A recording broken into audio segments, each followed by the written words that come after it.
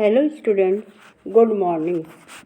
आज मैं आपको संस्कृत में प्रथम पाठा सदाचार पढ़ा रही हूँ, तो आप ध्यान से देखेंगे और सुनेंगे। सदाचार सदाचार का अर्थ पहले जानिए क्या होता है। सद प्लस आचार। सद माने अच्छे, आचार माने विचार, तो अच्छा विचार, इसका अर्थ हुआ अच्छा विचार। अब आप देखिए, सज्जनाम आचार्य सदाचार। सज्जनों का आचार ही सदाचार होता है। सज्जनों का आचार ही सदाचार होता है। अब आगे देखिए आप, ये जना सद विचारयन्ति, सद एव वदन्ति, सद एव आचरन्ति, चैते वे सज्जना भवन्ति। जो लोग सच्चा विचार करते हैं, सच बोलते हैं, सदैव और अच्छा आचरण करते हैं, ते सज्जना भवन्ति, वे सज्जन होते हैं। कौन से होते हैं? वे सज्जन होते हैं। अब आगे देखिए आप, सज्जना यथा आचरन्ति तथैव आचरण सदाचार भवति। सज्जन यथा माने जैसा, आचरन्ति माने आचरण करते हैं, तथैव आचरण सदाचार भवति, वही आचरण सदाचार होता है। दोबारा देखिए, सज्जन लोग जैसा आचरण करते हैं, तथैव आचरण सदाचारः भवति, वैसा ही आचरण सदाचार होता है। सदाचारेणैव सज्जना स्वकीयानि इन्द्रियाणि वशीकृत्वा सर्वे सहशिष्टं व्यवहार कुर्वन्ति। सदाचार के द्वारा ही सज्जनों ने, अच्छे लोगों ने, सज्जन लोगों ने अपनी स्वकीयानि मानी अपनी, इंद्रियानि मानी इंद्रियों को, वशे मानी वश में, कृत्वा मानी करके, सर्वे सह शिष्टम व्यवहार कुर्वन्ति, सभी के साथ शिष्टम मानी अच्छा व्यवहार करते हैं। सदाचार के द्वारा सज्जन लोग अपनी इंद्रियों को वश में करके सबके साथ अच्छा व्यवहार करते हैं। क्लियर? अब देखिए, विनय ही मनुष्याणां भूषणम। विनय ही मनुष्याणां भूषणम। विनय माने विनम्रता ही मनुष्य का आभूषण है। क्यों? विनम्रता ही मनुष्य का आभूषण है।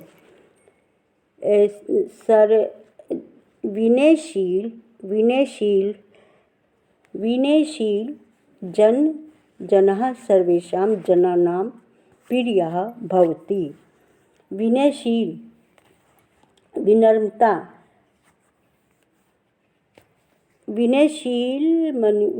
मनुष्य ही, सर्वे माने सबका, सर्वेषां में सब लोगों का प्रिय होता है। विनयशील व्यक्ति सब लोगों का प्रिय होता है।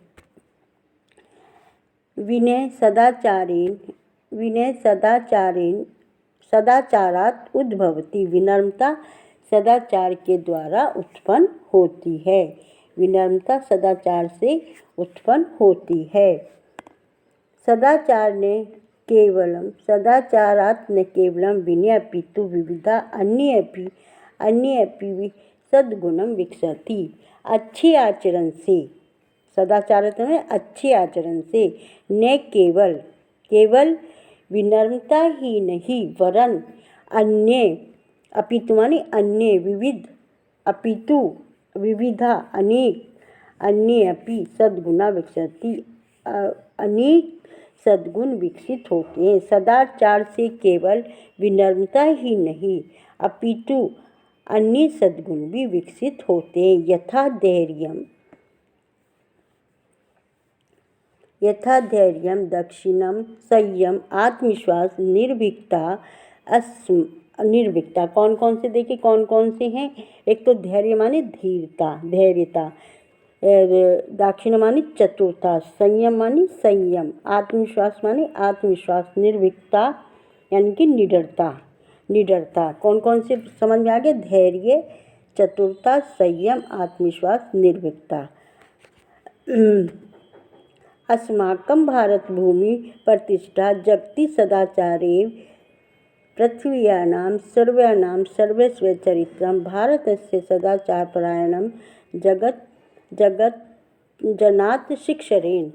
उन्होंने आगे बताया है, हमारी भारत भूमि, अस्माकं भारत भूमि, हमारी भारत भूमि की प्रतिष्ठा जगति माने संसार में सदाचार से ही थी। किससे थी?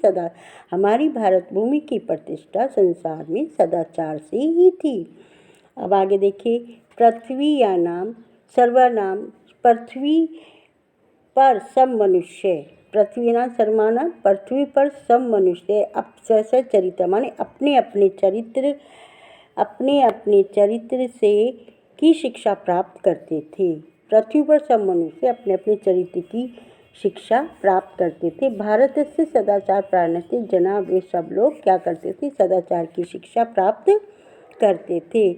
भारत भूमि अनेकः सदाचारिणानां पुरुषाणां जननी। भारत भूमि अनेक सदाचार पुरुषों की जननी है। भारत भूमि अनेक सदाचार पुरुषों की जननी है। एतेषां महापुरुषाणां आचार्य अकुर्णीयम् है। इन महापुरुषों का आचार अनुकरणीय है। इन महापुरुषों का आचार अनुकरणीय है। क्लियर? अब आगे देखिए, सदाचारे नामे विनय संयमोपालनम। अब इन्होंने क्या बताया है? देखिए, सदा नियम और संयम का पालन ही सदाचार है। नियम संयम का पालन ही सदाचार है। नियम संयम का पालन ही सदाचार है। सदाचार से मूल इंद्रियों और इस सदाचार के मूल में इंद्रियों का संयम ही सदाचार के मूल में स्थित है। इंद्रिय संयम युक्त विहारेण युक्त स्वपन व बोधेन च संभवति। इंद्रिय संयम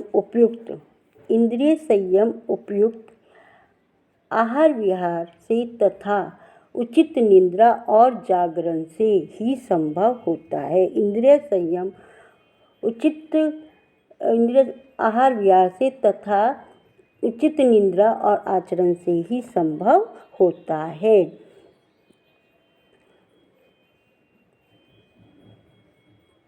किम युक्तम किम अनुक्तम, क्या सही है, क्या मतलब क्या उचित है और क्या सही क्या अनुचित है, इसका निर्णय सदाचारे निश्चय शक्यते, सदाचार के द्वारा हो सकता है। किम युक्तम, क्या सही है, किम अनुक्तम, क्या सही नहीं है, यह सदाचार के द्वारा निर्णय किया सदाचार से ही हो सकता है।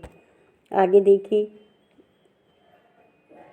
ये केऽपि पुरुषः महान अभवन्ति ते संयमे सदाचारेण। जो कोई भी महापुरुष हुए, ये कोई भी महापुरुष है, जो कोई भी महापुरुष महान हुए हैं, वे संयम और सदाचार के द्वारा उन्नति को प्राप्त हुए हैं। जो कोई भी महापुरुष हुए हैं, ते संयम है, वे संयम के द्वारा, सदाचार में सदाचार के द्वारा उन्नति को प्राप्त हुए। ये जन नियमेन शयं शेते जागति खादति पीबति च न्यस्य अभ्युदयं गच्छति। अब आगे देखिए क्या कह रही हैं, जो व्यक्ति नियम से पढ़ता है, यथा समय सोता है, जागता है, जागृति माने जागता है, खादति माने खाता है, पीबति माने पीता है, और निश्चय ही उन्नति को प्राप्त करता है। यह जने, जो व्यक्ति नियम से पढ़ता है, यथा समय सोता है, जागता है, खाता है, पीता है, और वह निश्चय ही अभ्युदयम माने उन्नति को प्राप्त होता है। सदाचार की महिमा, सदाचार से महिमा शास्त्रेषु वर्णित है। सदाचार की महिमा शास्त्रों में भी वर्णित है। क्या है देखिए, सर्वलक्षानाम यह सदाचारवान नर श्रद्धालु अनुष्य से शतम वर्षाणि जीवित है। इन्होंने क्या कहा है, सब लक्षणों से रहित होने पर भी, सब लक्षणों से रहित होने पर भी जो, यह माने जो पुरुष सदाचारी एवं निंदा रहित होता है, श्रद्धालु अनुष्य माने निंदा रहित होता है, वह 100 वर्षों तक जीता है।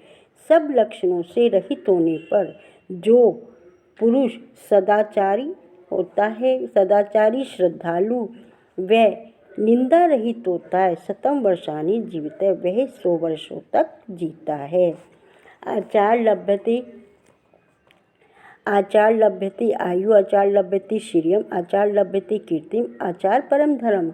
अब क्या बता रहे हैं देखिए कि सदाचार से दीर्घायु प्राप्त करता है, सदाचार से लक्ष्मी, श्रेय मानी लक्ष्मी को प्राप्त करता है, आचार लभ्यते अच्छे आचरण से यश को प्राप्त करता है, और सदाचार परम धर्म, सदाचार श्रेष्ठ धर्म है। कैसा धर्म है? श्रेष्ठ धर्म है। अतएव सदाचार सर्वथा रक्षणीय, इसलिए सब प्रकार से सदाचार रक्षा करने योग्य है। महाभारते अपि सत्यम, महाभारत में भी सत्य ही कहा गया है कि हमें सदा चरित्र की रक्षा करनी चाहिए। और धन तो आता और जाता है, चरित्र नष्ट हो जाने पर, चरित्र यदि नष्टम जाति सर्वे विनष्टम भवति, यदि चरित्र नष्ट हो जाता है तो सब कुछ नष्ट हो जाता है। अब देखिए इसका व्रत यत्नेन संरक्षेत वित्ते मा याति च अक्षीणो वित्ते शीनो व्रतस्तु हतो। इन्होंने क्या बताया है कि चरित्र की व्रतम माने चरित्र की यतन से रक्षा करनी चाहिए। वित्तमाति याति च, धन वित्त माने धन आता और जाता रहता है। धन अक्षीणो वित्तते, धन के क्षीण होने पर कुछ भी क्षीण नहीं होता। अक्षीणो क्षीणे वित्तते क्षीणो, धन के हीन होने पर कुछ भी नहीं होता। लेकिन चरित्र व्रत हस्तु हत होते, व्रत माने चरित्र के नष्ट हो जाने पर सब कुछ नष्ट हो जाता है। चरित्र के नष्ट हो जाने पर सब कुछ नष्ट हो जाता है। क्लियर? समझ में आ गया आपको? अब आप इसको ध्यान से एक बार और पढ़ेंगे और समझेंगे, और कुछ समझ में नहीं आता तो आप मुझसे सेंड करके पूछ सकते हैं। मैं इसके कल क्वेश्चन आंसर सेंड कर दूँगी, और मैं थोड़ा सा इसकी अनुवाद भी लिख कर भेज दूँगी। सो आप बहुत ध्यान से इसे पढ़ेंगे, वेरी मोस्ट इम्पॉर्टेंट है ये, ध्यान से पढ़ना इसको आप। और ये आने वाले टेस्ट में आपके आएगा ज़रूर। क्वेश्चन आंसर मैं सेंड कर दूँगी कल, और आज मैं आपको पाठ पढ़ा दिया, तो आप बहुत ध्यान से देखेंगे और इसको समझेंगे। धन्यवाद। जो कोई प्रॉब्लम हो तो पूछ सकते हैं।